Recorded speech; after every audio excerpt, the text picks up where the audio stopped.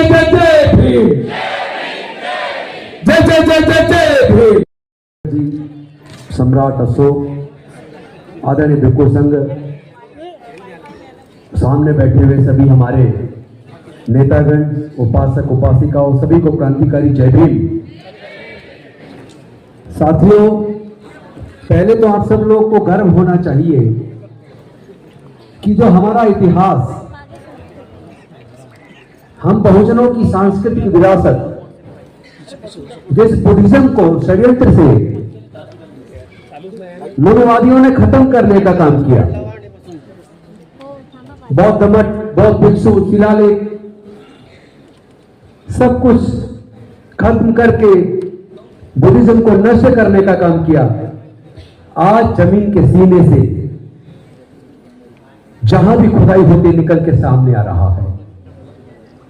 लेकिन म्यांमार से ईरान तक जहां भी खुदाई होती है केवल बुद्ध निकलते हैं। कारण यह है कि पूरा अखंड भारत बौद्ध था। इस सच्चाई को कोई कितना ही छुपाना चाहे, छुपा नहीं सकता। सच सच रहता है और झूठ झूठ रहता है। यह बड़े दुख की बात है। कोई दुनिया के अंदर ऐसा एग्जाम्पल नहीं मिलेगा कि किसी की धार्मिक स्थल पर, जिस धर्म का वो धार्मिक स्थल है, कि उसकी मैनेजमेंट कमेटी में उस धर्म से अलग किसी दूसरे धर्म के लोग हो। किसी चर्च के मैनेजमेंट कमेटी के अंदर ईसाई धर्म से अलग दूसरे धर्म के व्यक्ति नहीं मिल सकते। किसी गुरुद्वारे के अंदर मैनेजमेंट कमेटी में सिख धर्म से अलग किसी दूसरे धर्म के लोग नहीं मिल सकते। किसी दरगाह में, किसी मस्जिद में, किसी ईदगाह में मुस्लिम से अलग किसी दूसरे धर्म के लोग नहीं मिल सकते। किसी मंदिर में हिंदू धर्म से अलग किसी दूसरे धर्म के लोग नहीं मिल सकते।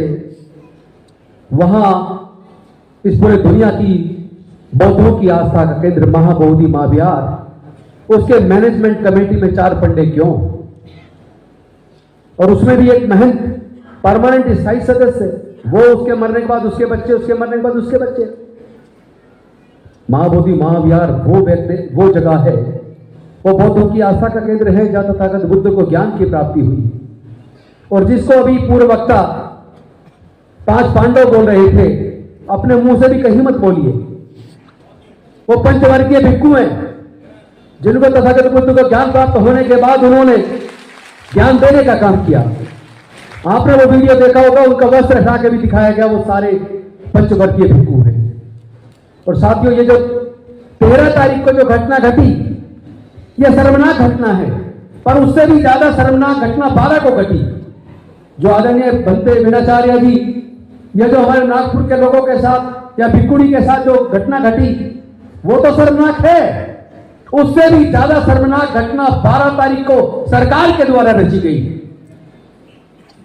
2 धर्मों के बीच झगड़ा कराने की कोशिश की गई, और ये कोशिश बिहार की सरकार के द्वारा, वहां के राज्यपाल के द्वारा, वहां के डीएम, पुलिस अधिकारी, बुद्धिस्ट टेंपल मैनेजमेंट कमेटी के मेंबर्स, सब ने मिलकर बुद्ध पूर्णिमा के दिन तथागत बुद्ध की तरफ पीट करके, और वो स्थान जो छोटा स्तूप होता था बुद्ध का, उस स्तूप को जो तोड़ा जा चुका है, वहां पे थोड़ा फूल चढ़ाकर उसको शिवलिंग कह के तथागत बुद्ध की तरफ पीट करके पूजा करने का काम किया।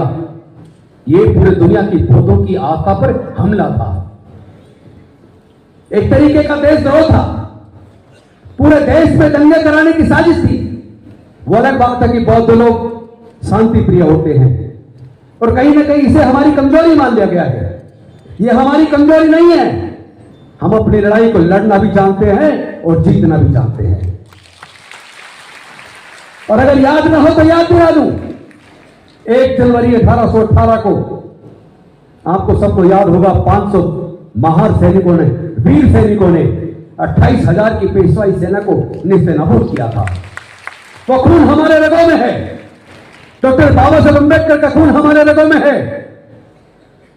केवल भीमराव अम्बेडकर जो बैठे हैं सामने, केवल वो डॉक्टर बाबा साहब अम्बेडकर के सगे पोते हो सकते हैं, लेकिन अगर आचरण के हिसाब से देखोगे तो हम सब डॉक्टर बाबा साहब अम्बेडकर के बच्चे हैं। हम झुकने वाले और रुकने वाले नहीं हैं। हम लड़ना भी जानते हैं, जीतना भी जानते हैं। हम इस लड़ाई को जीतेंगे, लेकिन इसको एकजुटता के साथ लड़ना होगा।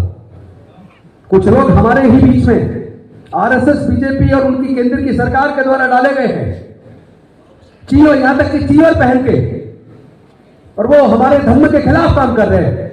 ऐसे लोगों को भी आइडेंटिफाई करने की जरूरत नहीं है। उनको आइडेंटिफाई करना होगा, उनको नंगा करना होगा, क्योंकि वो लोग हमारी आस्था है। हम चीवर को देखते नतमस्तक हो जाते हैं, लेकिन कई बार जब आप देखेंगे तो चीवर वाला व्यक्ति आरएसएस का व्यक्ति है, उसका तथागत